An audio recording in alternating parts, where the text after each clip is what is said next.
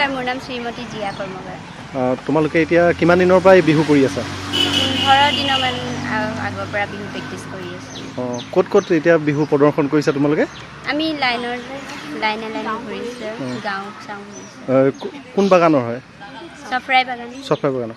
ইয়াত বাগিচাৰ যিসকল শ্ৰমিক লাইন আছে তাহাঁতৰ ঘৰে ঘৰে গৈছে। ঘৰে ঘৰে গৈছোঁ। তোমালোকৰ ৰিহাৰ্চেলত কিমান গৰাকী আছে?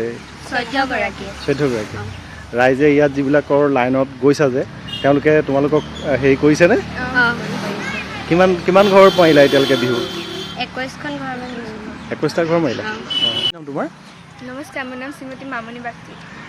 বিহু মানে তোমালোকৰ মনলৈ কেনেকৈ আহিলে এনেকৈ বিহু? বিহু আমাৰ জাতীয় পৰম্পৰা, সেইকাৰণে আমি সৰু সৰু বাচ্চাকেইটাক লৈ পিনি সৰু ছোৱালী 14 গৰাকী আমি ভাবিলোঁ বিহু দল এটা ওলাওঁ। এইবাৰ আমাৰ প্ৰথম। আমি 15 দিন হ'ল আমি বিহু প্ৰেক্টিছ কৰা, আজি 2 দিন হৈছে মৰা। 21খন ঘৰ মাৰিছোঁ, ঘৰে ঘৰে দিছে আৰু ভালে মানে। অকল লাইনতে মাৰিছা? লাইনতে।